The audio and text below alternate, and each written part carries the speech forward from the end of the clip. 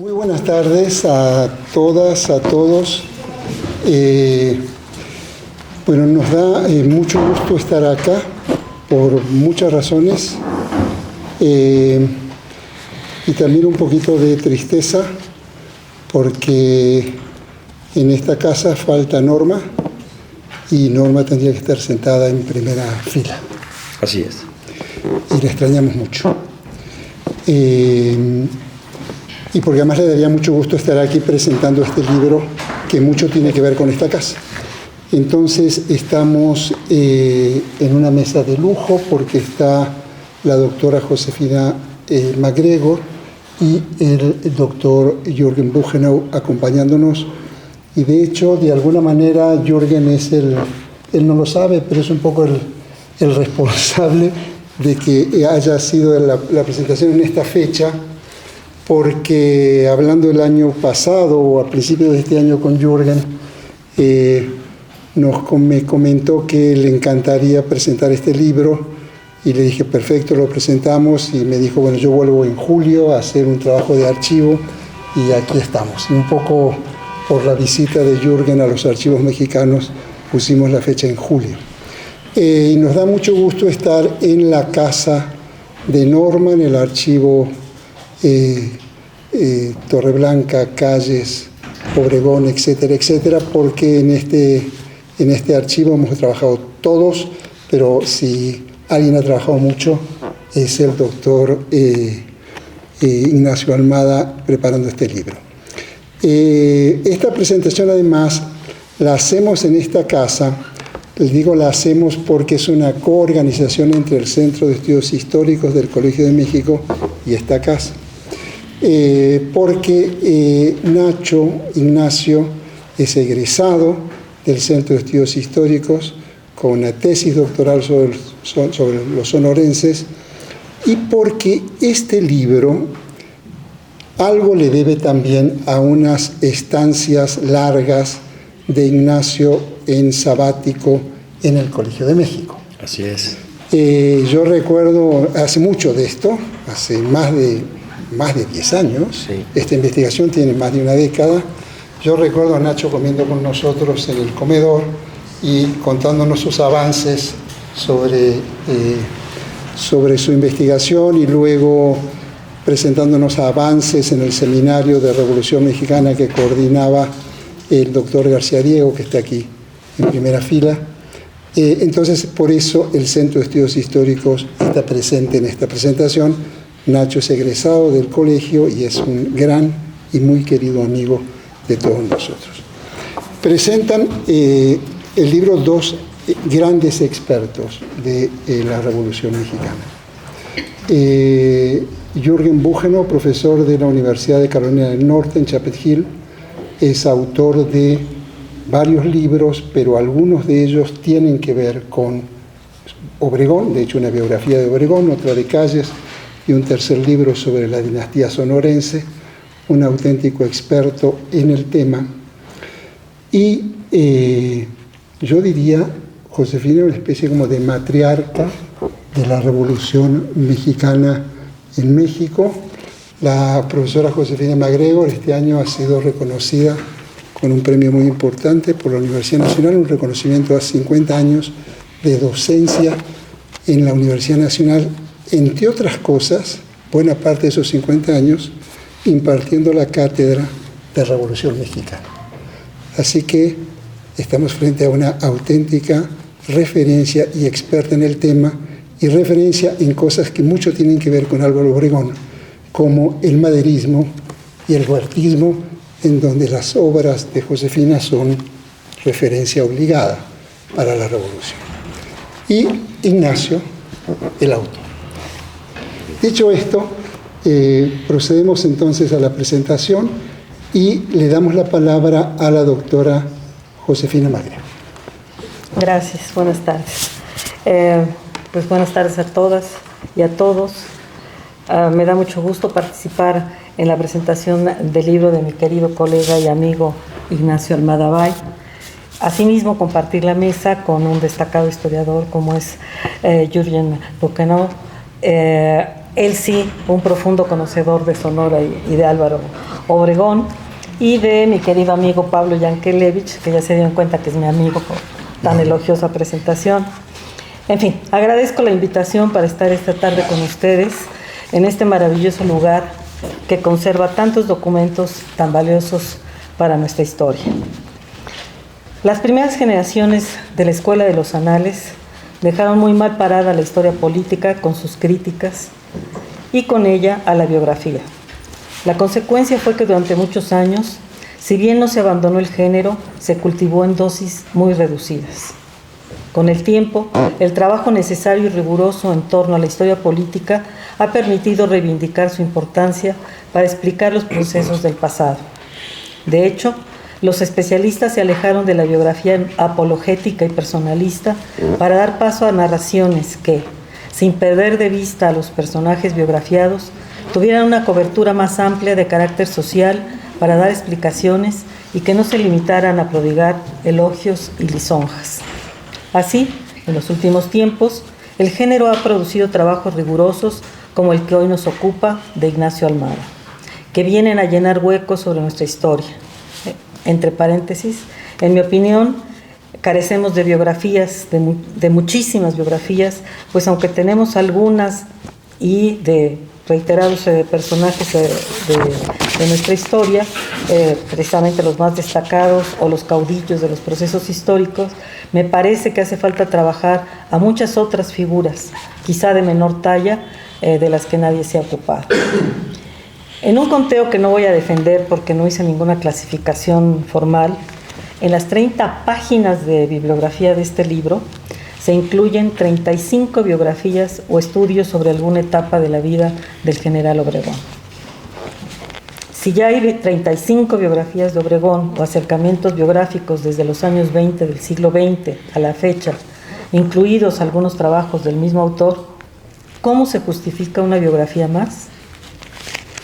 Hace unas cuantas semanas, en un seminario de historia política en el que se presentaron algunos datos que hacen posible una nueva reinterpretación sobre el fin del porfiriato, me sorprendió el comentario de dos historiadores jóvenes, pero ya hechos y derechos, que manifestaron que creían que ese tema estaba ya saldado en las páginas que se han escrito sobre el asunto.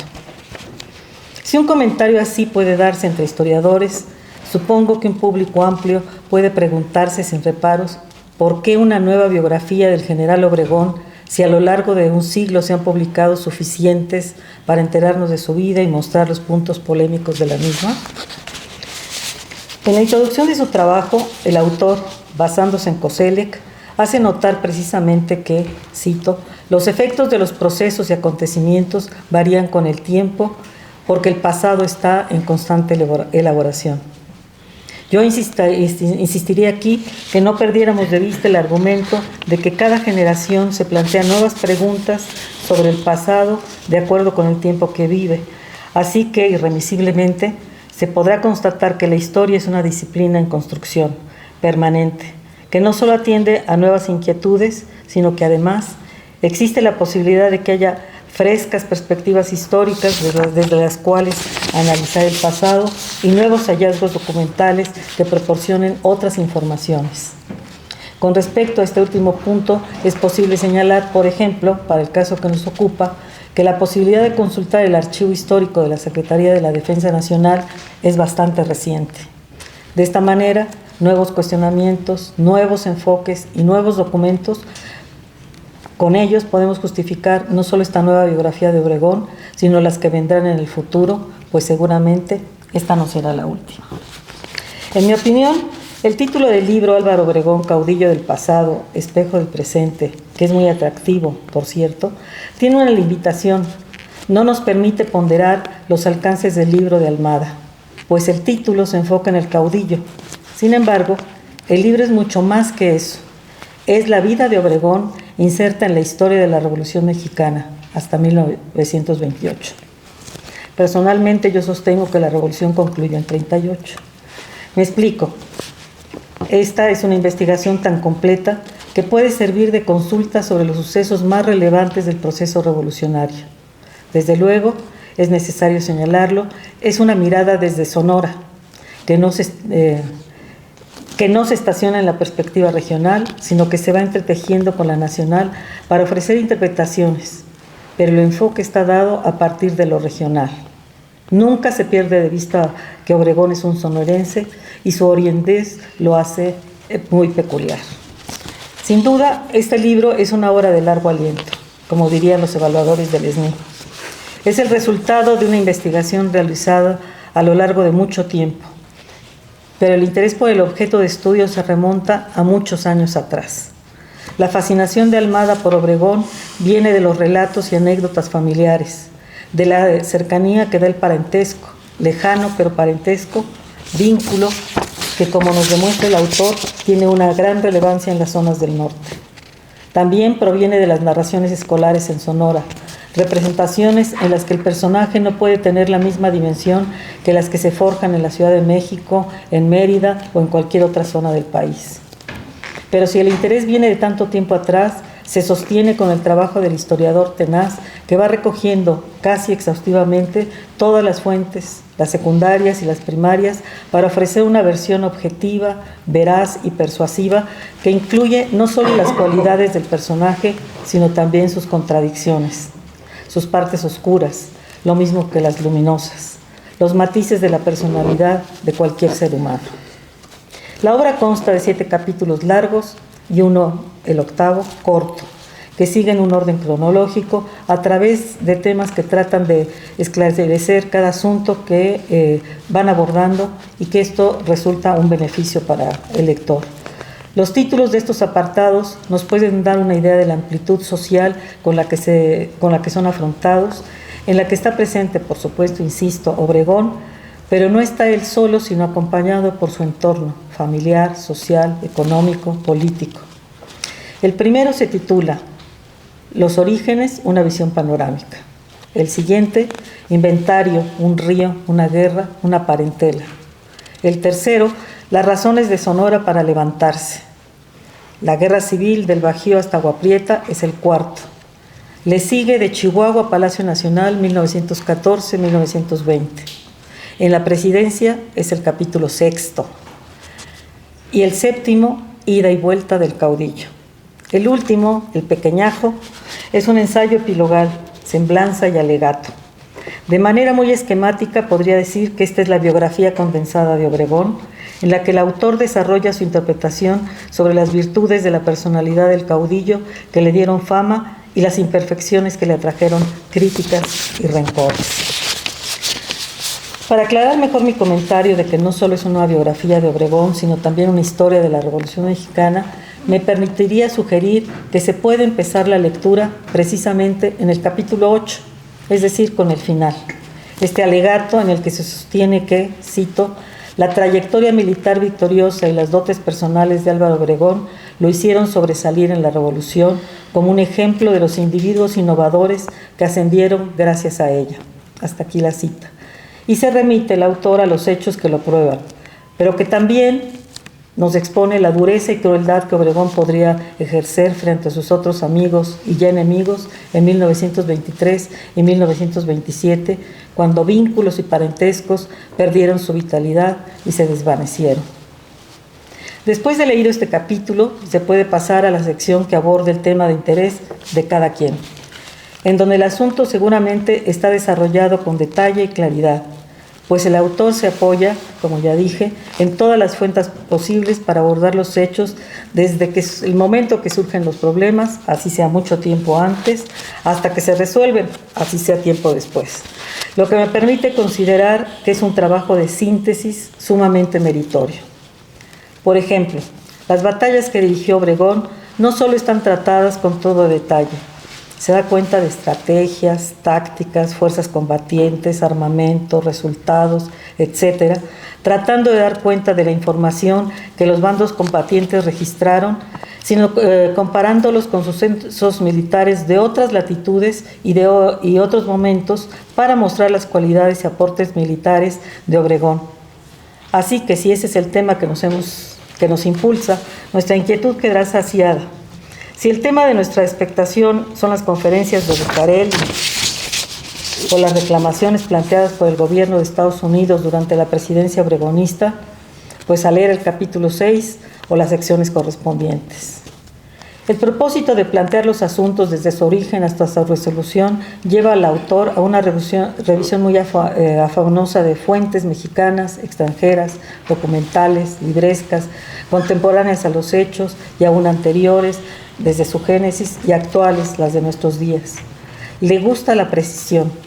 Por ejemplo, siempre se dice que en 1928 Obregón era presidente electo, una manera muy simple de hablar de la última elección. Almada no ahorra palabras, nos dice, era el candidato victorioso mencionado por la prensa en los días siguientes a las elecciones del domingo 1 de julio de 1928, para recordarnos que el día 17, día de su asesinato, la Cámara de Diputados aún no había calificado los comicios. El historiador se guía constantemente por preguntas que, si bien no siempre son respondidas explícitamente, nos llevan a los lectores a la reflexión, a tratar de responderlas nosotros mismos. Nos plantea Almada, entre otras muchas inquietudes, a lo largo de su texto. Cito: ¿cómo encaró Obregón la mutilación de su brazo derecho? ¿Enfrentó esta experiencia desde su sensibilidad de labrador? ¿Cómo transitó esta pérdida tras haber manejado el torno en el ingenio azucarero de Nabolato? O bien, para referirse al caso de Francisco Serrano, ¿cómo el apego que lleva a arriesgar la propia vida por un compañero de armas puede trocarse en odio? ¿Qué se siente de verle la vida a otra persona que después te traiciona para no perdonar su ejecución? Un hecho que llama mi atención es cómo la vida privada de muchos de estos hombres que alcanzan el poder se desvanece, se oculta. Mientras que podemos conocer bastantes datos familiares de los primeros años, estos ya no se exhiben cuando la vida pública se va haciendo preponderante. Ocurre con la mayoría de las biografías de personajes mexicanos, como si se borraran esas evidencias por no ser importantes, cuando yo creo que lo son y mucho. Así que el lector que sienta curiosidad por la vida privada no va a encontrar esa clase de datos, aunque sí va a encontrar indicios. Por ahí, en una biografía de Obregón, se dice que tuvo 4 hijos, 2 con su primera esposa, de la que enviudó, y 2 con la segunda. Sin embargo, Almada incluye una fotografía de 1928 en la que el general aparece con su esposa y 7 hijos, y no están los 2 mayores. ¿Cómo era, pues, la vida familiar del general Álvaro Obregón? El impacto público de los personajes históricos es un enigma. Es indudable que las figuras más populares de la Revolución son Francisco Villa y Emiliano Zapata, y podríamos incluir a Ricardo Flores Magón. Madero, Carranza, Obregón y Calles no tienen ninguna popularidad. No obstante que, como sostiene Almada, este último incluso tuvo quien cuidara su memoria. Se les descarta sin conocerlos o emitiendo juicios de valor. Una probable diferencia es que unos llegaron al poder y los otros no. A los que lo hicieron se les cuestiona por sus excesos, pero no es una regla. A Madero se le reprocha su moderación. Solo 2 expresidentes se salvan: Adolfo de la Huerta y Lázaro Cárdenas. El primero, que es más bien poco recordado, tal vez porque duró poco en la silla presidencial y hubo cierta mesura en el proceso de pacificación, y aunque encabezó una rebelión, se exilió y retiró de la política, y lo que permaneció fue una impronta fuerte sobre la dureza con la que se trató a sus seguidores, particularmente militares, a tal grado que fue una sangría que abrió la puerta a la reorganización del ejército. De Lázaro Cárdenas, ¿qué puedo decir? Su huella está presente por su preocupación por la mejoría social de los indígenas, campesinos y obreros, su defensa de los recursos nacionales, el respeto a la soberanía de otras naciones y por su ponderación al perseguir a sus enemigos. Para quien ha seguido de cerca la vida de Obregón, debe ser casi inexplicable que no sean reconocidos los méritos del general, que su popularidad actual no corresponda a la que alcanzó en los años 20. Este libro, entiendo, intenta a través de su narrativa y sus explicaciones mostrarnos al sonorense que participó activamente en los sucesos regionales y nacionales desde su niñez, en las postrimerías del siglo XIX, hasta 1928. El autor remarca la destacadísima participación militar de Obregón, que yo espero todo el mundo reconozca. y las particularidades de sus decisiones políticas que iniciaron la reconstrucción económica del país y continuaron la puesta en marcha del proyecto revolucionario delineado en la Constitución de 1917, además de sus singulares inventivas e iniciativas empresariales. Pero también hace explícitas las polémicas que existen en torno al general Obregón. Estas son precisamente su posible participación en el asesinato de Carranza, la selección de Calles como su sucesor, la persecución encarnizada contra los aguapretistas, su posible responsabilidad en la aprehensión y muerte del general Lucio Blanco y el asesinato del general Francisco Villa, los asesinatos de Francisco Serrano y sus seguidores y el fusilamiento de Arnulfo R. Gómez y sus hombres, su actividad durante la Guerra Cristera, la campaña contra los yaquis entre 1926 y 1928. Por supuesto, también está la relativa a las reformas legislativas constitucionales centralizadoras, entre las que se contaba la desaparición de los ayuntamientos del Distrito Federal. Y no puede quedar fuera particularmente su afán reeleccionista. El autor se refiere también a la controversia del sonorismo, desatada por la expulsión de Plutarco Elías Calles de México. Insisto, y con esto termino, que este libro nos da una relación de datos biográficos. No es una relación de datos biográficos, es una historia de la Revolución Mexicana en la que Álvaro Obregón es uno de los protagonistas principales, que actúa en función de las condiciones sociales, económicas y políticas del momento, llevando como bagaje sus raíces sonorenses que le dan identidad y pautas de conducta. Mis felicitaciones a Ignacio Almada por este esfuerzo de muchos años que satisface las preguntas que se empezó a plantear desde niño en el ambiente familiar, y a los interesados en la historia de México nos entrega un rico libro en información y rico en matices y en explicaciones que nos ayudan a comprender mejor la historia de la Revolución Mexicana y la actuación del general Álvaro Obregón. Muchas gracias a todos por su atención.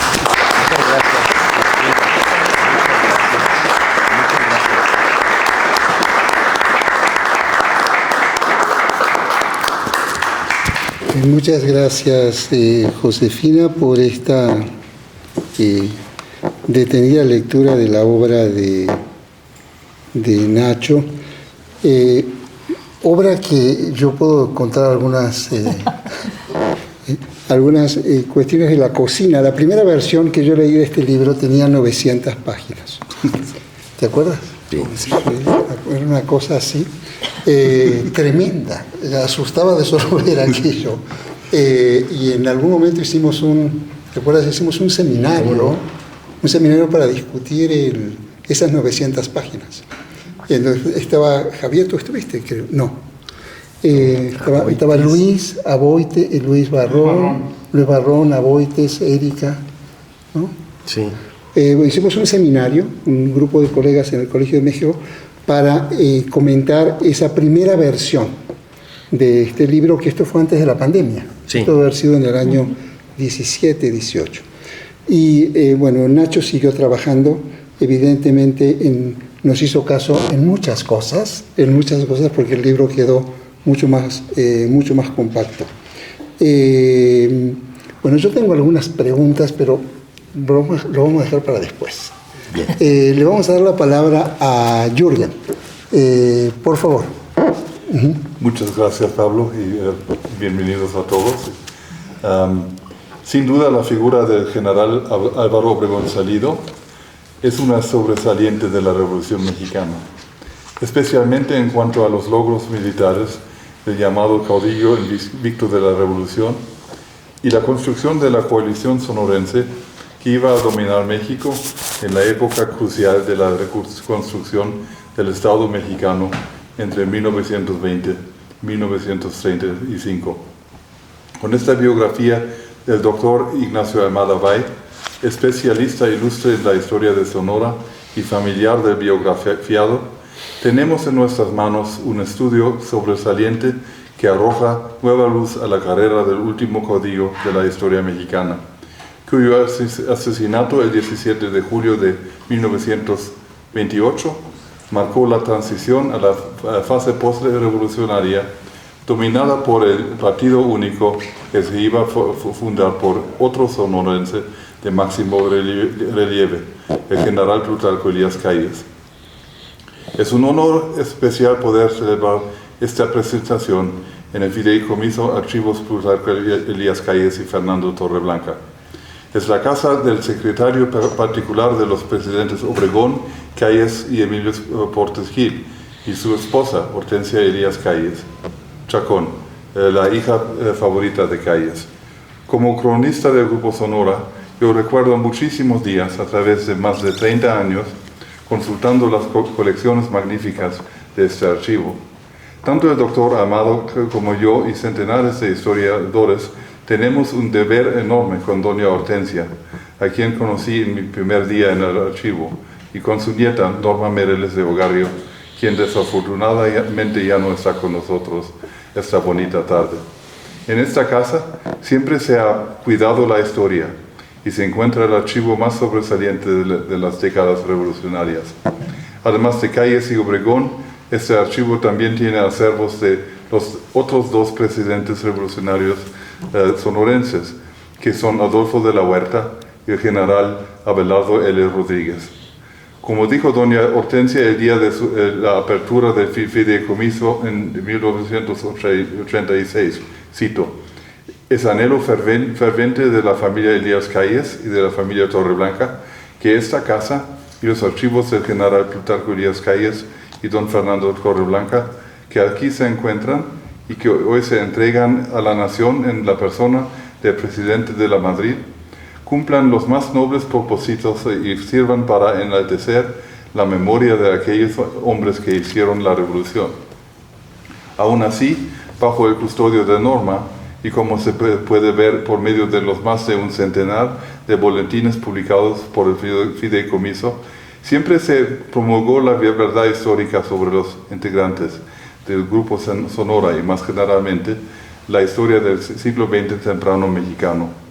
Esa labor ha hecho posible una serie de biografías sobre el general Obregón, desde el estudio de Linda Hall, pasando por las biografías de Pedro Castro, su servidor y Álvaro Matute, para llegar ahora al trabajo definitivo del doctor Almada. Ahora voy a apuntar algunos logros especiales de este libro. Esta es la única biografía de Obregón que arroja nueva luz sobre los años tempranos de Obregón. Sonora era distinto al centro y al sur, no obstante las exageraciones de Federico Gamboa mencionadas por el doctor Almada. Sociedad de particulares y descendientes de españoles en un terreno fluido, contestado por terratenientes criollos, indígenas asentados, indígenas nómadas, jesuitas y finalmente gente de Estados Unidos. Impulsados por la política familiar y la saca, toma de posiciones por la fuerza. Hubo escasa presencia de la iglesia formal en la frontera y eran comunes las familias no tradicionales e hijos nacidos fuera del matrimonio. Obregón creció pobre, fue bilingüe y su dominio de la lengua caíta explicó su fácil alianza con los mayos y los yaquis. Desde su tesis de doctorado, Alma va haciendo una distinción importante entre el constitucionalismo sonorense, que fue la entre los maderistas de 1910, y la defensa de la soberanía del Estado de 1912 y 1913. Preocupación del general Obregón de no haber pertenecido a los renglones de la revolución maderista. Es la única biografía que apunta el origen mayoritario del 4º Batallón Irregular de Sonora en la campaña contra los orozquistas en el 1912. Los maderistas de 1910 son los villistas de 1914, bueno, algunos casos, y otros son de la huertistas en 1924.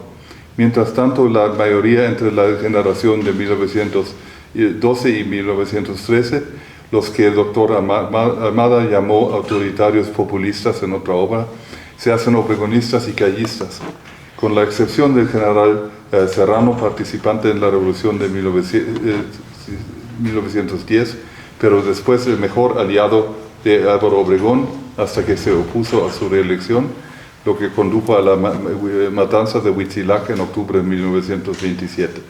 Figura aquí también la escuela de las regidurías porfiristas como la enseñanza de buscar la oportunidad. Hay en este estudio un nuevo y muy bienvenido enfoque en la carrera y estrategia militar de Álvaro Obregón desde su liderazgo del 4º Batallón Irregular. Hasta la victoria en la batalla de Orendaín contra las fuerzas de los generales sublevados Enrique Estrado y Salvador Alvarado.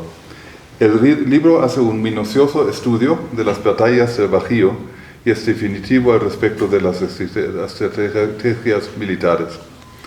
El capítulo 6 provee una nueva apreciación del presidente Obregón como reformador en materia agraria, institucional y sobre todo educativa.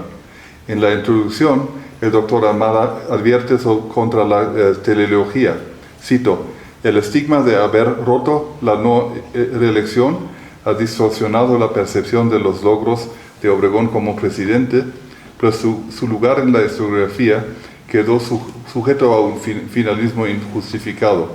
Uno podría concluir tal vez lo mismo sobre Venustiano Carranza y Plutarco Elías Calles.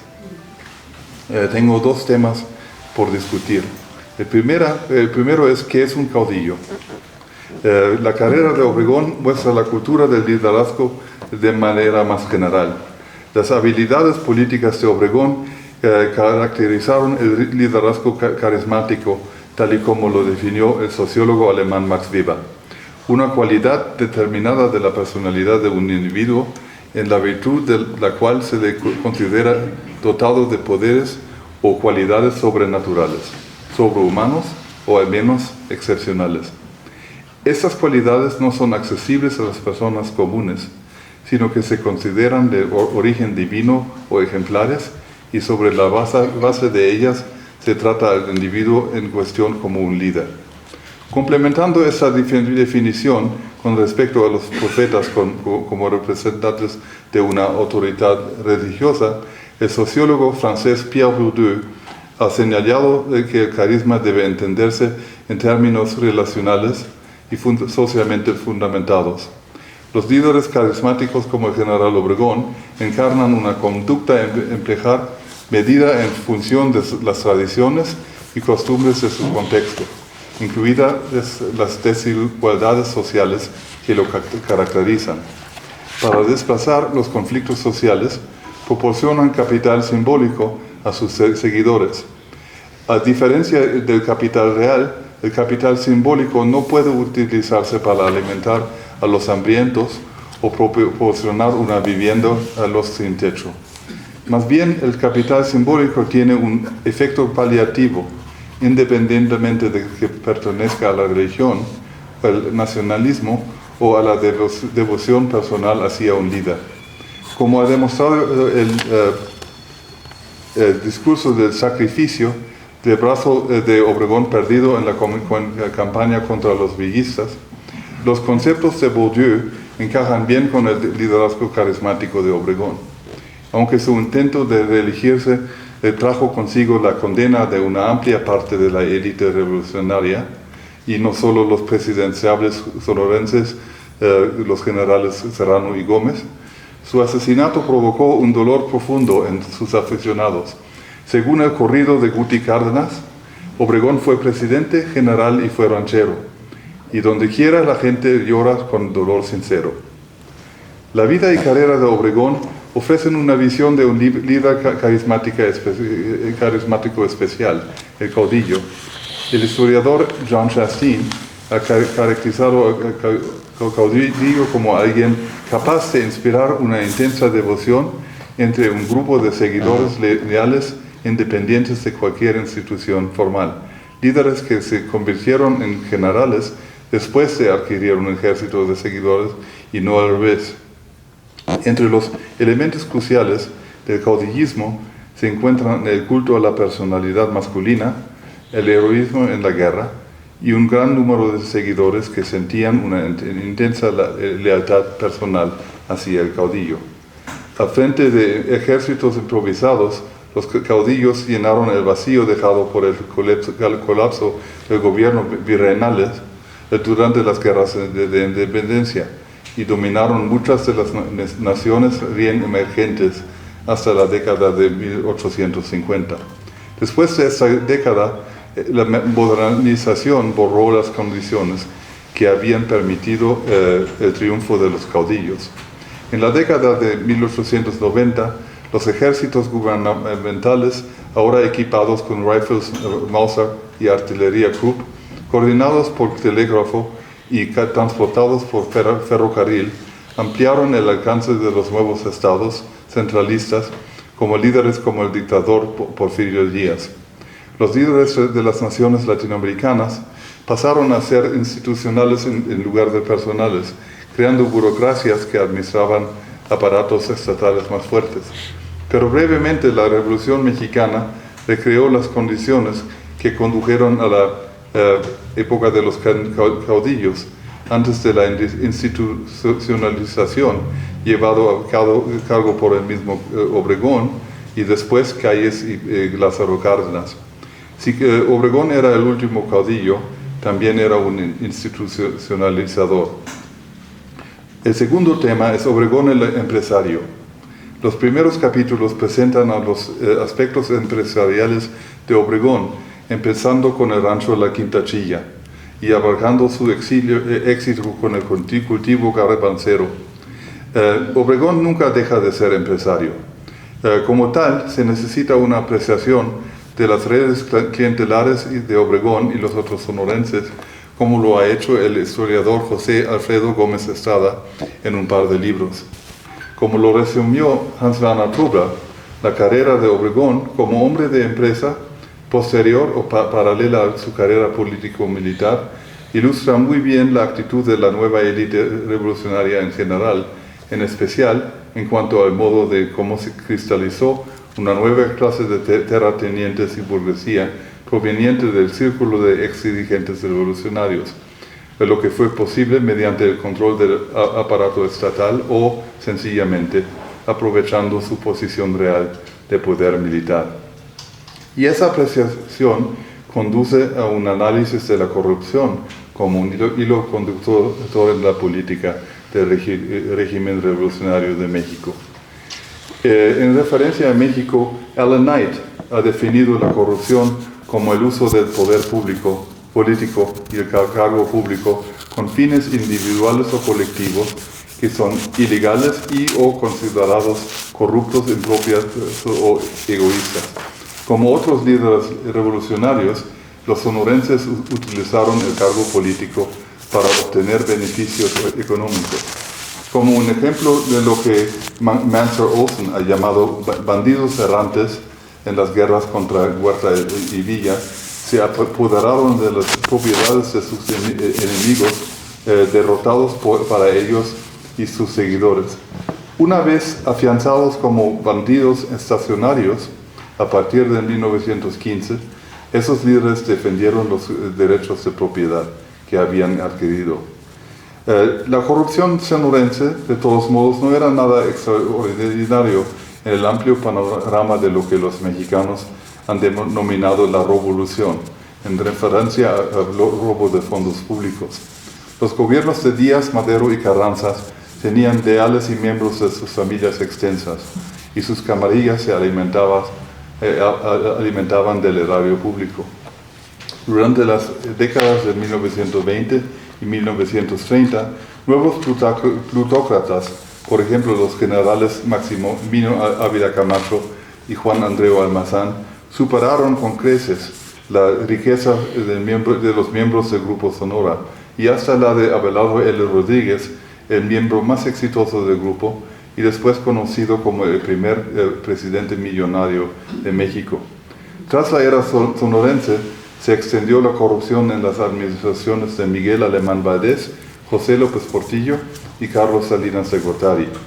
Como presidente, Obregón ya no podía ocuparse personalmente de sus negocios y en los años 20 su fortuna declinó. En 1926 estaba profundamente endeudado.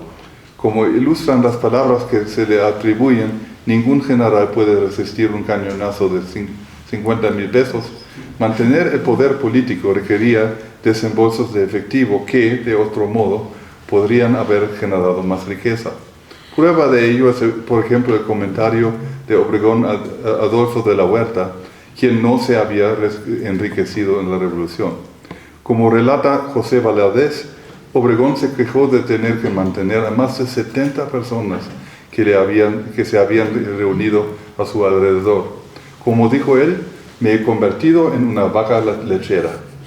De todos modos, siempre hubo una crítica popular. En la campaña presidencial en 1927, los seguidores serranistas se burlaban del caudillo con estas palabras: el manco latifundista es traidor, no es agrarista. Otros opositores a Obregón hicieron un anagrama de su nombre y apellido paterno: vengo a robarlo, en vez de Álvaro Obregón. Lo que se puede comparar con Plutarco Elías Calles o el turco pescó la silla. En fin, esta biografía del doctor Ignacio Almada brinda nuevos conocimientos sobre la figura sobresaliente de la Revolución Mexicana y de la primera década de la Reconstrucción. Es un tratamiento muy equilibrado y novedoso del último caudillo de México, quien ha suscitado varios debates importantes acerca de la revolución y del sistema político mexicano. Merece una difusión amplísima dentro y fuera de México y, a mi modo de ver, una traducción al inglés. Muchas gracias.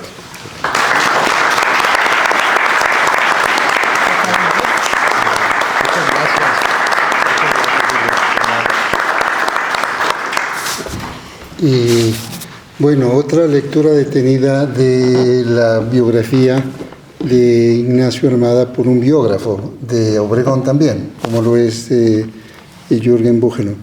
Un comentario, y luego te doy la palabra a ti para que contestes, comentes. A mí me llamó la atención muchas cosas, pero solo me voy a detener en una pequeña referencia, algo que puede parecer banal o baladí, pero que para aquella época no lo era tanto.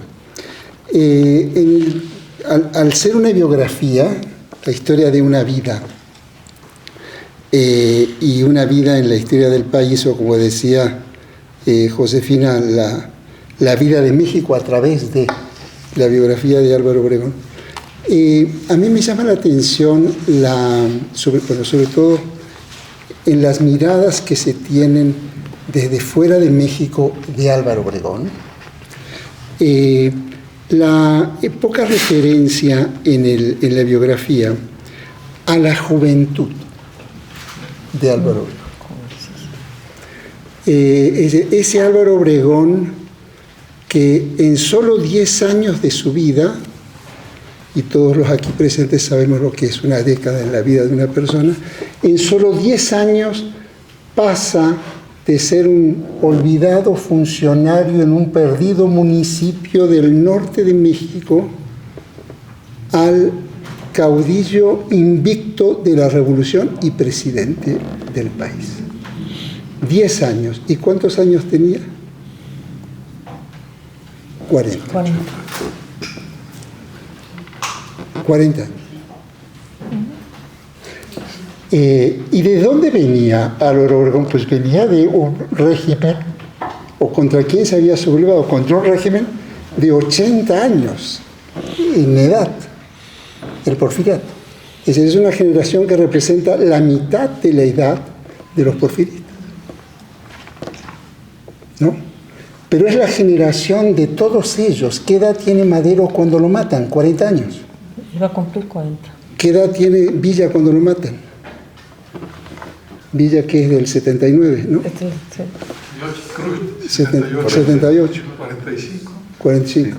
¿Y cuánto tiene? Carranza, el viejo, tenía 60. 60. La juventud. Es lo que llama mucho la atención la revolución fuera de México. Pero hay una cosa que asombra brutalmente, que es la juventud que está gobernando México. La juventud, llegó la hora de enterrar a nuestros padres y hablamos nosotros, los hijos. No sé si se entiende. Todo lo que... y dos, el general invicto, el libro dedica muchísimas páginas, y en esto sí es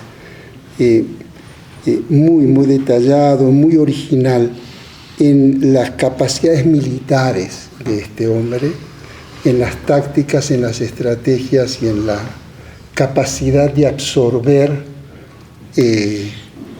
lo que todavía no había sucedido o estaba sucediendo, que era la guerra europea, y él asumiendo tecnologías.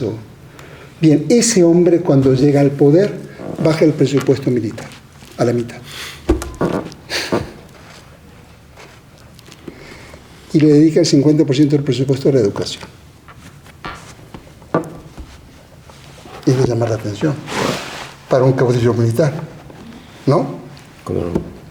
Te doy la palabra, Nacho. Gracias, Pablo. Quiero empezar por agradecer la presencia de los integrantes de la mesa, de la doctora MacGregor y de sus palabras del doctor Jürgen Buchenau, que aprovecha un viaje para estar aquí y que le agradezco mucho. Él tiene el récord de haber escrito y publicado las biografías de los 4 presidentes sonorenses del siglo XX, Adolfo de la Huerta, Álvaro Obregón, Elías Calles y Abelardo Rodríguez. Cuando él me lo platica, que esa era su intención en una ocasión que en un evento en la Sociedad Sonorense de Historia de Hermosillo, con el que pues celebramos la biografía del general Calles por Jürgen Buchenau, la primera que elaboró. Cuando él me dice eso, yo le dije, hombre, pero caray, te va a alcanzar el tiempo, ¿cómo la vas a hacer? Y miren, cumplió, ya está su obra sobre la dinastía sonorense, que esperemos pronto esté en español.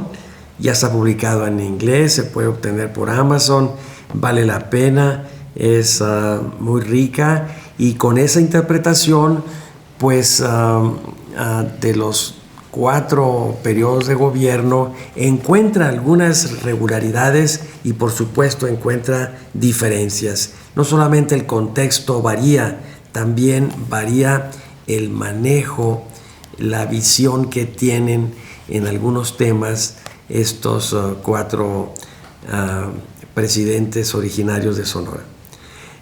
También me da mucho gusto la conducción, la moderación del doctor Yankelevich.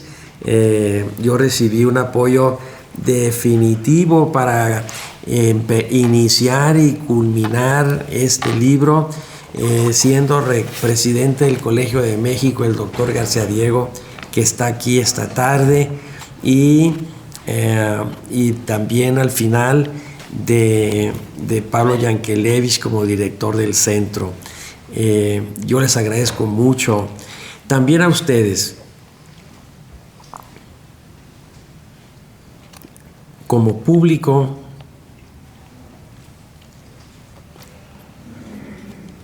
me he venido sintiendo bien acompañado. El libro está circulando, se está vendiendo, ahí vienen algunas reseñas, pero mi mayor ambición a mis 76 años es que el libro se lea, es encontrar lectores y lectoras para esta biografía de Obregón. Esa es mi mayor ambición. Y con ustedes aquí presentes, pues lo estoy logrando, y eso me alienta mucho. También están aquí conmigo mi familia. Ana Luisa, nuestra hija mayor. Lidia, nuestra hija menor. Y de alguna manera Ignacio, que permanece terminando una maestría en psicología clínica en la Universidad de Clemson, en Carolina del Norte. Bien. En Carolina del Sur. Bien. Como escribo en el libro, se remonta a mi infancia la curiosidad por saber quién había sido el general Obregón, acerca de el cual se discutía tanto todavía durante mi infancia en mi pueblo de Navojoa. Y la gente te señalaba: aquí venía Obregón con sus amigos a jugar billar, ya mocho, y a tomar la copa. ¿Cómo se llamaba esa cantina? De la familia Ross, parientes de Ramón Ross, El Furgón, ¿no? Y acá y allá, aquí vivió Obregón. Esta casa se edificó cuando Obregón, como expresidente, va a vivir unos años entre Navojoa, Guatabampo y Nogales, Sonora, ¿no? Entonces, todo el paisaje, había unas bodegas inmensas construidas en Navojoa que económicamente, algunas de ellas ya habían perdido el sentido y se encontraban ya en venta. Y cuando se habían edificado, cuando habían tenido su época de bonanza, en la época de Obregón, cuando estuvo el Mocho aquí, viviendo aquí como expresidente. Y el ferrocarril Navojoa-Yavaros, que ahí pasaba silbando, interrumpiendo el tráfico de Navojoa hasta Guatabampo y Yavaros, se construyó en la época del general Obregón. ¿Y qué tuvo que hacer el presidente municipal Yocupicio para poder contener las protestas de los vecinos, porque estaban demoliendo algunas de las casas de ellos para poder abrir la ruta de la vía férrea Navojoa-Yavaros, ¿no? Ahí lo encontré en las actas de Cabildo cuando estudié primero al general Yocupicio. Lo hice de manera inconsciente. Me interesó Yocupicio igual porque era tan discutido, porque había gente tan pronunciadamente a favor y otros tan pronunciadamente en contra, y discutían acaloradamente en la plaza allí de Navojoa. Pues igual con Obregón. Pero empecé por Yocupicio porque no quería, creo yo, que me encandilara el sol de Obregón. Me acerqué para mirarlo de reojo, estudiando un colaborador. Yocupicio viene a ser el subjefe de la escolta del general Obregón en las batallas del Bajío. Una tarea que paga con su vida Ortega, su gran amigo paisano que venía con Yocupicio desde Masiaca, y Yocupicio como gobernador construirá una escuela arquitectónicamente llamativa, funcional, en Masiaca con el nombre de Ortega, su cuate, siendo gobernador Yocupicio. Todas esas solidaridades y vínculos eran vivos, estaban vivos cuando yo nací y me desenvolví en Navojoa. Entonces, había pues dichos, comentarios, algunos elogiando a Obregón y otros atacándolos.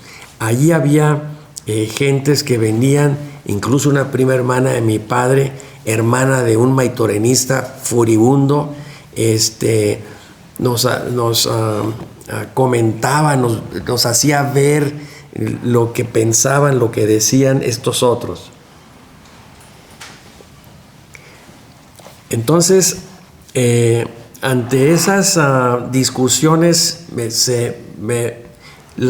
mi curiosidad se fue motivando, y así pude en el doctorado en el Colegio de México estudiar a Yocupicio con un enfoque semejante, y después al general Obregón, en el cual, repito, el apoyo del Colegio de Sonora también, que tomé un sabático de 2 años que había acumulado, más el apoyo que recibí en el Colegio de México, me permitieron venir a la Ciudad de México, y les cuento, hospedarme en el Hotel María Cristina, en la colonia Cuauhtémoc, en la calle de Lerma.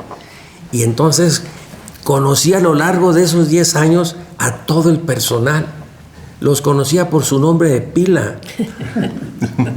A las afanadoras que limpiaban las habitaciones, al personal del comedor con el que, bueno, había gran confianza. Eso fue muy gratificante, pero gracias fue al apoyo que tenía para entonces ir a los archivos de la defensa, que había que estar temprano, antes de las 10, porque cerraban a las 3, pero había un problema de tráfico ya cuando estaba el archivo. Me tocó cuando estaba en el sótano del edificio principal, y quienes te atendían ahí no sabían nada, no les importaba nada. Los últimos 3-4 años era un personal, casi todos ya tenían la licenciatura en historia por la UNAM, y algunos estaban terminando la maestría en el Mora. Uno de ellos, me acuerdo muy bien, condiscípulo de un tesista mío, a Miguel Ángel Grijalva, lo que hizo que me atendiera mejor y se esmerara ahí en traerme pronto los expedientes, etcétera, ¿no? Esa experiencia fue fundamental para mí, porque yo no vengo originalmente de historia, yo vengo de medicina y de la salud pública. Entonces, aprender a encontrar lo importante. Y me decía yo mismo, iba señalando con unas hojas largas dónde había que volver a revisar, para allí entonces decidir si lo capturaba en mi computadora portátil o no, si eso iba a entrar al libro o no, porque de otra forma no me iba a alcanzar el tiempo. Pero ese proceso de discriminar entre lo que era más importante de lo que no, fue para mí muy formativo. Igual lo hice aquí.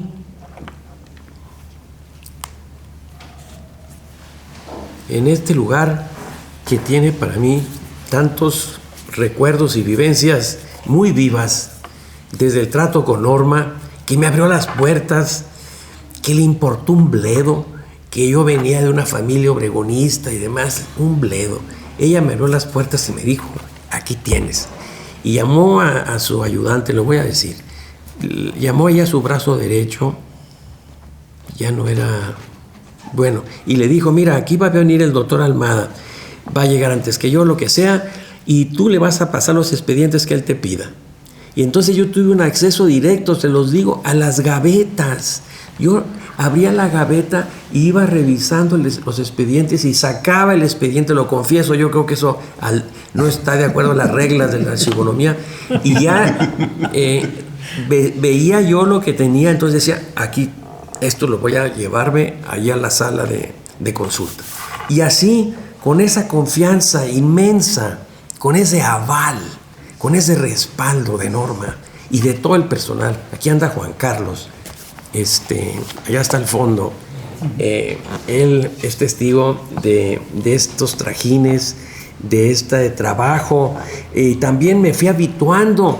A 1:00 del mediodía empezaba a oler a tortillas ligeramente tostadas, como ahí me gustan, que crujan nada más, ¿no?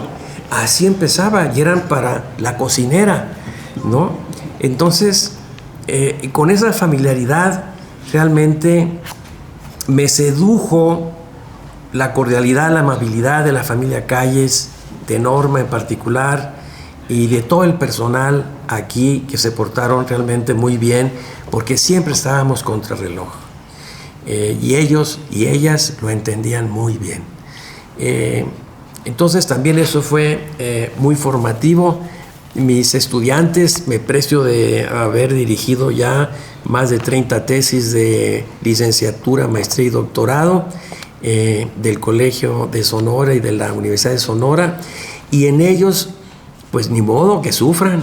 Yo les pongo la estampa de la experiencia que yo tuve aquí, ¿no?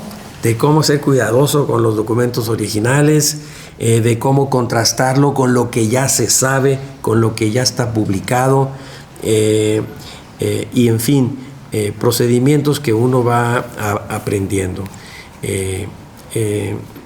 Bien, de lo que se ha señalado hoy, pues quedo realmente muy alentado, muy complacido. Ojalá que ambos, tanto la doctora MacGregor como el doctor Buchenau, publiquen como reseña lo que aquí han leído.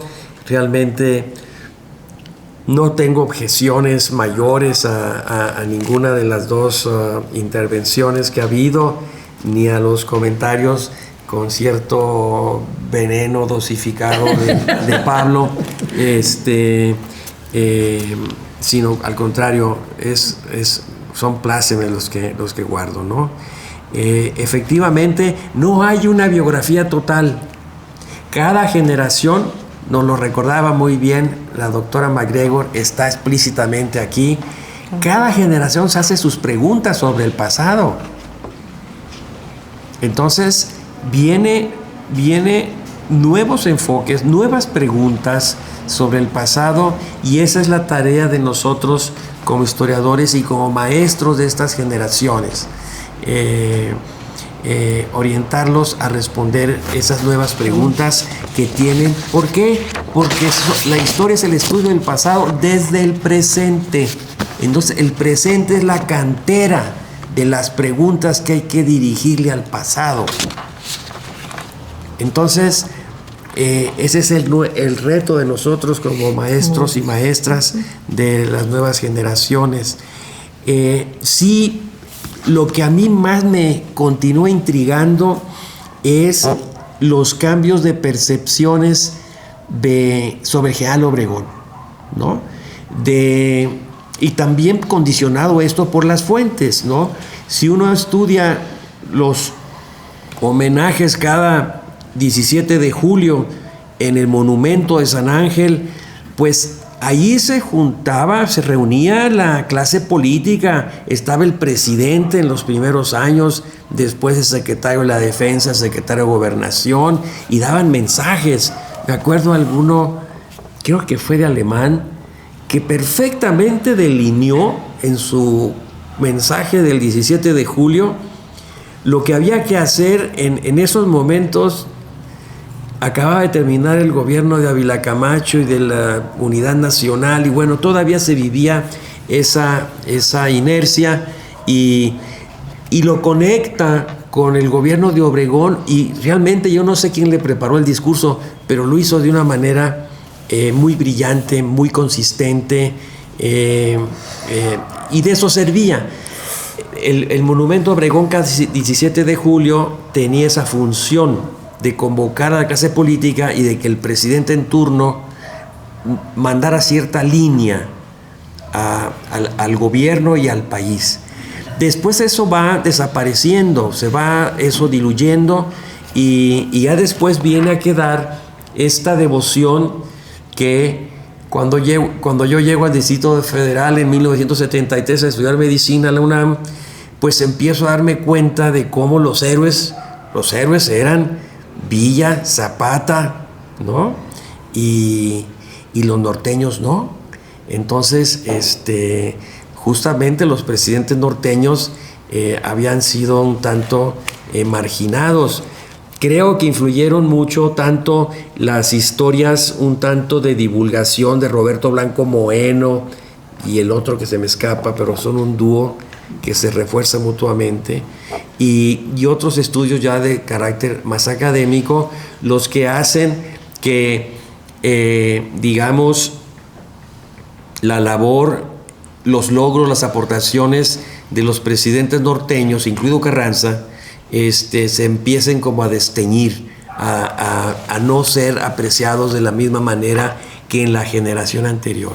Eso ha ido cambiando, y este libro trata de aportar para las nuevas generaciones, presentarles al Obregón militar que, sin recurrir a esas trampas, a esos, ¿cómo les llaman ahora? ¿Fantasmas urbanos?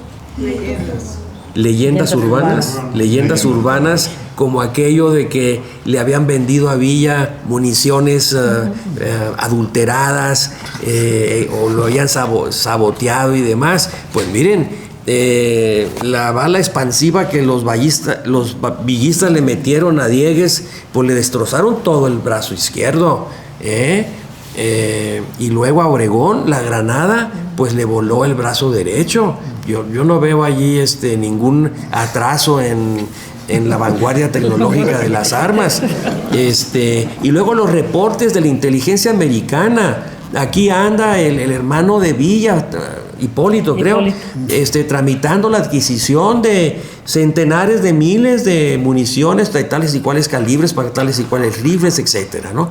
Pero ahí está Obregón, pues. Hansens nos ha ayudado a percibir el papel fundamental de las ametralladoras. ¿Con qué recursos Obregón hizo que las oleadas de las cargas de caballería villistas que le habían dado el triunfo a Villa en Lerdo, en Gómez Palacio, acá en Jalisco, en este lugar Sayula, creo que es su última victoria con las caballerías, por cierto, eran las ametralladoras? Las ametralladoras, Obregón les ve esa capacidad técnica, y es cierto, ahí estaba pasando la capacidad, digamos, de la ofensiva a la defensiva, con unas armas continuas, con mayor certeras en el tino con que disparaban al objetivo. Estas ametralladoras, luego vinieron los aeroplanos, el radio, y la defensiva se fortaleció justo como a la mitad de la Primera Guerra Mundial, de la Gran Guerra, ¿no? Y Obregón capta eso y usa las ametralladoras, y es gracias a ellas técnicamente lo que debilita y hacen que pierdan la eficacia las cargas de caballería villistas que antes le habían dado el triunfo a Villa en varios campos de batalla. También me precio haber rescatado los expedientes militares, algunos de los cuales sí consulté en la defensa, están completos, de generales huertistas, y también me apoyo en Lamego, historiador militar que se dedicó a estudiar, a rescatar las trayectorias de estos militares huertistas y porfiristas, y no eran ni pusilánimes ni incompetentes. Algunos de ellos perdieron la vida combatiendo con la pistola, el revólver, el arma reglamentaria de fuego en la mano. El que pierde, por ejemplo, Orendain, el general de división del noroeste del país en términos militares huertistas, él muere a sus 65 años combatiendo a las tropas constitucionalistas al mando de Obregón, y en el Castillo, comandadas por Lucio Blanco, ¿no? Entonces, también está eso, ver la importancia de la tecnología para el desenlace de algunas de las batallas de la Revolución. Pues con esto los invito a que adquieran el libro, a que leyéndolo lo recomienden si es posible, y sobre todo para las nuevas generaciones, y encuentren cuando menos a un nuevo Obregón, o a un Obregón menos mitificado, también con su parte esa del implacable que ajusticia a los que se le atraviesan, habiendo sido colaboradores cercanísimos de él, como Serrano. Muchas gracias.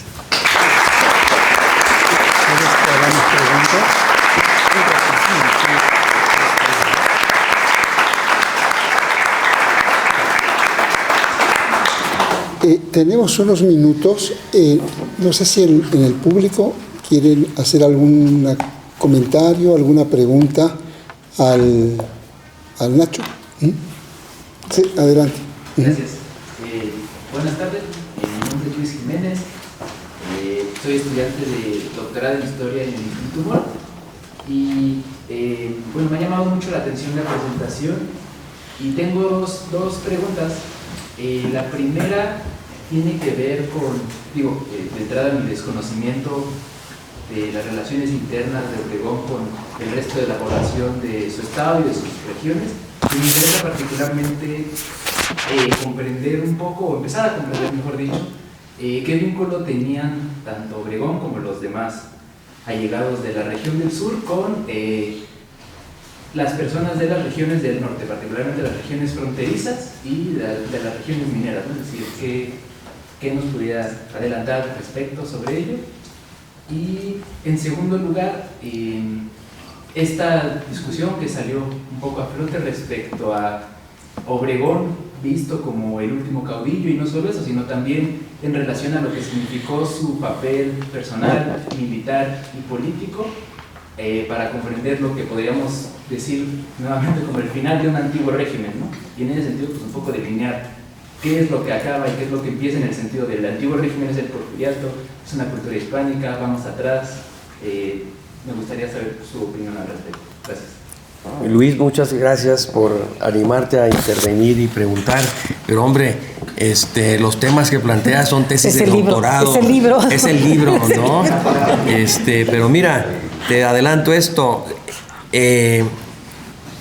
La vida de Obregón sirve para percatarnos de que Sonora todavía estaba pesaban mucho la división en regiones. Sonora está formada por 9 cuencas, son 9 regiones, son 9 distritos electorales, judiciales, etcétera, que es la división política más duradera en la historia de Sonora en el siglo XIX y XX, los 9 distritos canónicos de Sonora. Entonces, que eran 9 cuencas. Entonces, la problemática era común porque era el mismo río que bañaba a esa cuenca.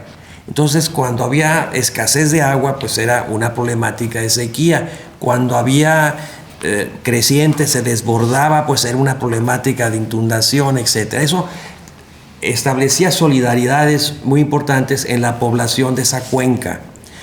Entonces, lo primero que tenía que hacer alguien que quería destacar era volverse líder en alguno de los planos económico, político, social de esa cuenca para distinguirse y tener y proyectarse, ¿no? Obregón es lo que hace. Empieza primero siendo un patrono muy, avesado con los mayos, que les paga mejor que los demás patrones, lo que le da respeto, que se lleva muy bien con el gobernador mayo. Ahí está un Obregón avesado que distingue entre las autoridades tradicionales mayo, como el Chito Cruz, que luego va a llegar a general al mando de Obregón, y las autoridades, digamos, municipales, formales, etcétera, de la región.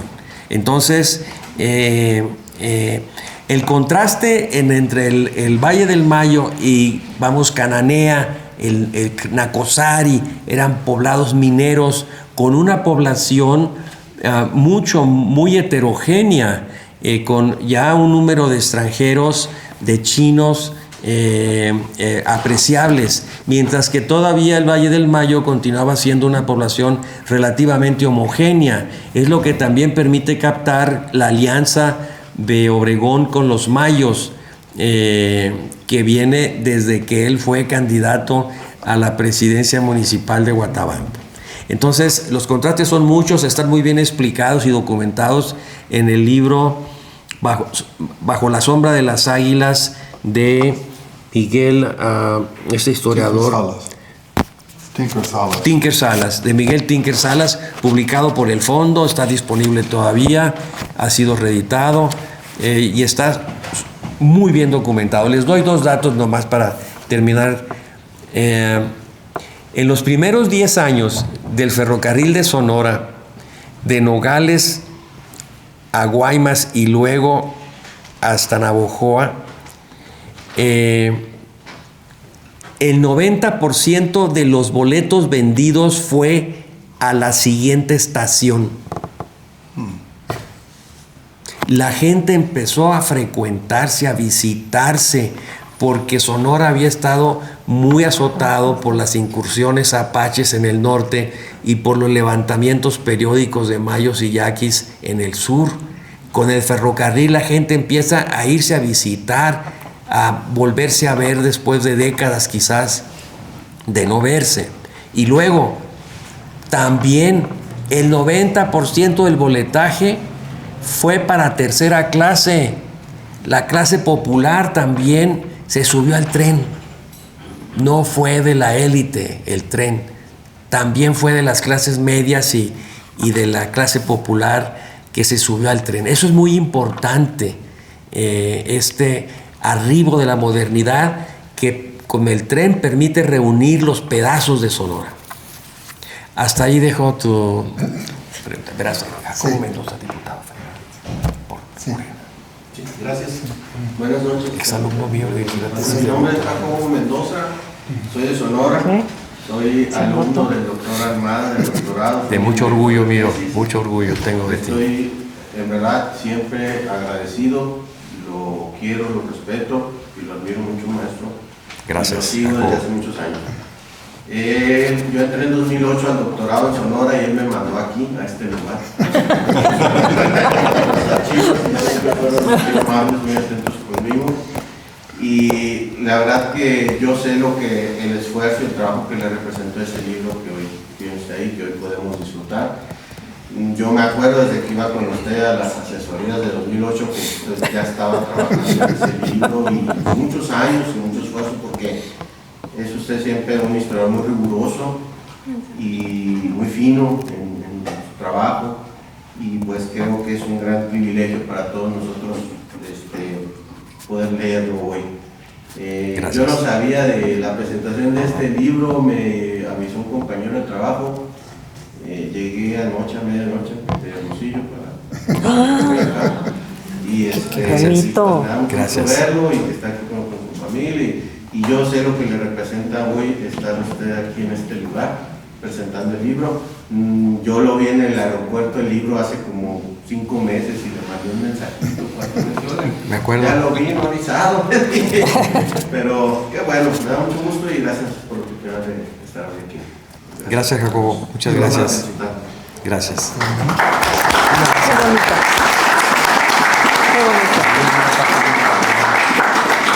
Qué bonito. ¿El doctor García Díaz? Sí. Bueno, Nacho, felicidades. Yo ya te hice mis observaciones Sí, hace como un año, una presentación en Hermosillo. sí. Pero hoy quiero hacer una, simplemente. Reconocemos, yo creo que todos los que estamos aquí, todos los que conocemos algo de Obregón, los que hemos leído su libro, que en Obregón hay dos inteligencias, la inteligencia militar, pero también la inteligencia política. Un tremendo político. Comienza pues, en puestos menores a finales del Porfiriato, luego una presidencia municipal en Guatabampo que lo proyecta a nivel estatal. Por medio del ejército alcanza prestigio prácticamente nacional. La Secretaría de Guerra en un momento muy difícil, simplemente la expedición punitiva. Y luego la presidencia del país. En un arreglo que habían hecho, porque no llegó solo, llegó en la revuelta de Agua Prieta, en un arreglo que habían hecho muchos sonorenses, grupos distintos, por eso no se hace en Hermosillo el plan, se hace en Agua Prieta, por eso no lo firma el gobernador, lo firma Calles, en fin, muchas cosas que tú sabes bien. La pregunta concreta es, ¿por qué un hombre tan inteligente rompe el acuerdo sucesorio que se había hecho desde 1920 para establecer la reelección? ¿Por qué no siguió con la dinastía? O sea, con el que le fuera siguiendo, ya fuera Arnulfo R. Gómez o Serrano o quien fuera. Eso suponía que no confiaba, no consideraba que hubiera otro sonorense capaz de asumir la presidencia. ¿Por qué la reelección sabiendo que era ir en contra del principio fundacional de la República? Esas cosas a mí me siguen quitando el sueño y no exagero. Respecto a este personaje genial, por otro lado, que es Álvaro Obregón, además inteligente en materia empresarial, como ya se dijo, era al mismo tiempo gran general, gran político y el exportador número 1 de garbanzo. Sí. Así que tonto no era. sí. ¿Por qué optó por la reelección? Yo sostengo en el libro que Obregón se sesgó y que tomó una decisión que le costó la vida, ¿no? Así lo digo explícitamente. ¿Qué lo llevó a ese sesgo? En primer lugar, las diferencias crecientes con Calles. Cuando el candidato Obregón, en la segunda mitad del 27 y primera del 28 todavía, empieza a visualizar cómo está el país, él no requería de legitimarse, él era el militar invicto de la revolución, y empieza a pulsar cómo estaban las cosas, a reunirse con su gente, a reunir su círculo, y entonces envía 4 paquetes de reformas a la Constitución, sacándole la vuelta a Calles, al secretario de Gobernación y a los operadores políticos de Calles en el Congreso y en el Senado. Entonces, el primer paquete es donde va con la supresión de los ayuntamientos del Valle de México, por ejemplo, para romper con la CROM, para quitarle esas fuentes de ingreso a la CROM. Todos tienen una intencionalidad política, desde ese primer paquete hasta el cuarto y último, que es reformar la Suprema Corte de Justicia de la Nación, con un grado de precisión que me faltó tiempo a mí para indagar qué abogados, qué peritos en derecho le asesoraron para hacer unas propuestas tan elaboradas, para reducir el número de ministros, reordenarlos entre ellos, hasta ¿cómo se dice? El número de sesiones, de acuerdos que tendrían. Es sorprendente. Y por cierto, eso iba a bajar a los estados, ¿no? La segunda y la tercera son otros cambios que ya van a otras secretarías y demás, pero ya era ahí, para mí es un rompimiento. Loyola había detectado tres paquetes. Jacobo Mendoza, actual diputado federal sonorense, él habiendo estudiado aquí, habiendo trabajado aquí inicialmente en el Congreso, como haciendo los menesteres de archivista y demás, se dio cuenta de la riqueza y cómo había que hacerlo. Y entonces, trabajando conmigo, me dijo, creo que hay un cuarto paquete. Pues órale, le dije, eso es oro molido. Y regresó, en fin, y localizó los documentos, fotocopió, etcétera, y allí ya lo pude introducir a la biografía, el cuarto paquete, que está concentrado básicamente en la reforma al Poder Judicial. Lo que también me sorprendió a mí es que le sacara la vuelta a negociarlo, a que no lo negociara con Calles, ni siquiera darle visto de enterado al secretario de Gobernación, ni a los operadores de Calles en la Cámara, ¿no? Para mí ya había una frialdad, no un rompimiento, pero sí ya había mucha frialdad. Creo que es Pedro Castro el que da cuenta de una reunión de Obregón y Calles, a instancias de Calles, cuando está por salir a Europa, Calles, luego de que se le da el triunfo en las elecciones del 24. Entonces él pide una reunión donde están nada más pues unos divisionarios. Están, si no me acuerdo mal, está cercanos a Obregón, creo que está Manso, cercano a Calles creo que está Amaro, y está y entonces allí es tanto el prestigio de Obregón fuera y dentro del ejército cuando termina la rebelión de la Huertista, otro caso de fantasmas urbanos, ¿no?, que no hemos reparado en esa satisfacción que tuvo el país de ver que se acabara ya la fuente de esos golpes militares al final de cada cuatrienio. Entonces, Calles le pide a Obregón, delante de estas 4 o 5 gentes, que prometa, jure que se va a retirar, que no va a buscar reelegirse, que no va a buscar tomar el poder, ¿no? Tiene para mí todos los visos de plausible, de que es verosímil.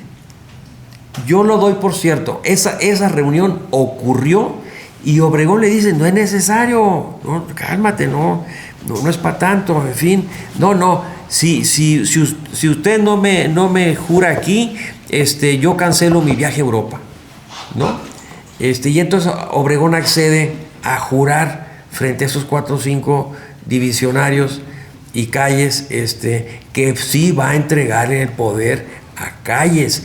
Al parecer Obregón había quedado con ciertos resquemores en la transmisión del poder el 24 al 25, y ahora que ya estaban, si no me equivoco, ya en el 27-28, que es cuando sucede esto, pues Obregón tenía la oportunidad, pues, de jalarle la rienda a Calles.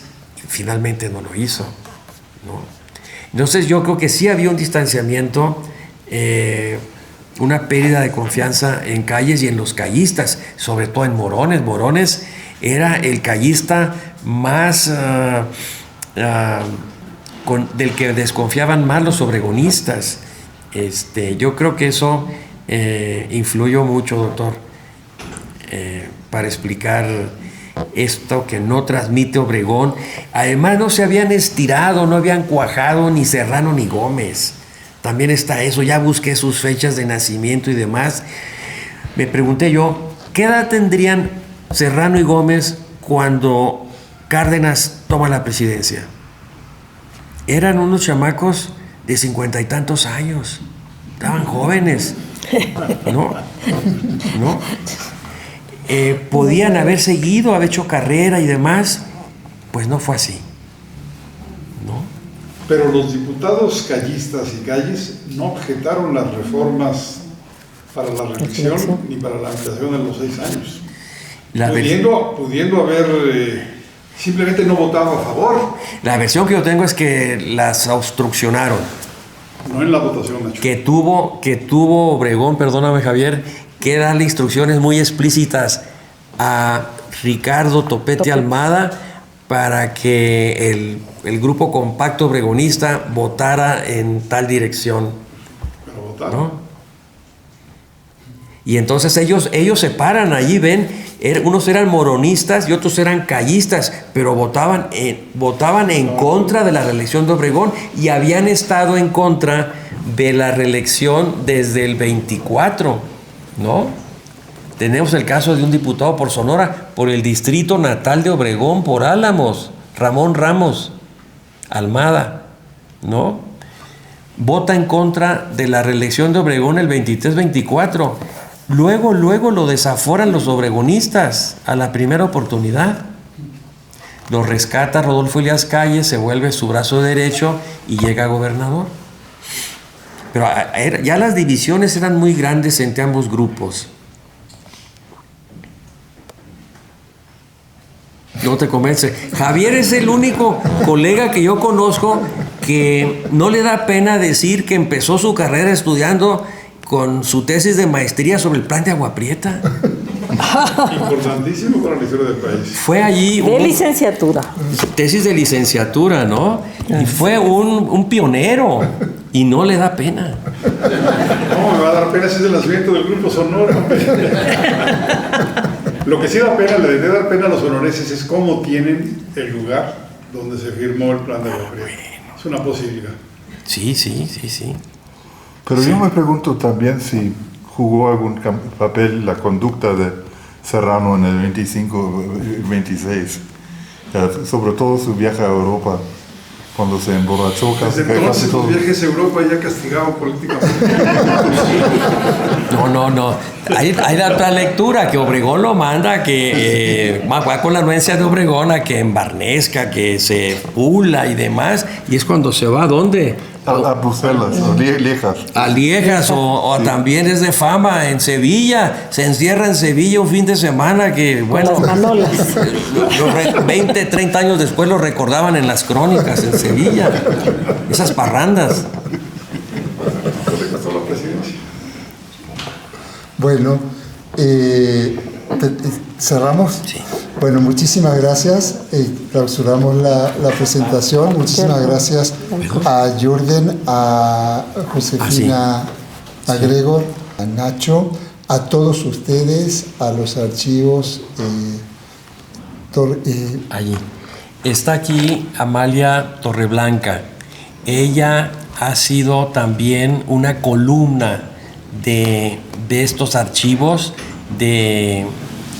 Aquí está con nosotros. Yo pido un aplauso para ella.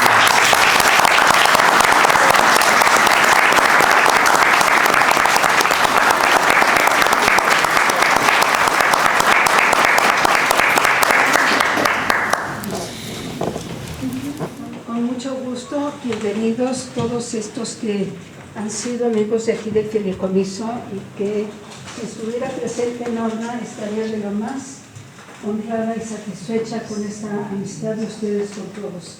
Mil gracias por todo, por su presencia, y a todos los asistentes también. Mil gracias y felicidades. Gracias. Bueno, muchas gracias.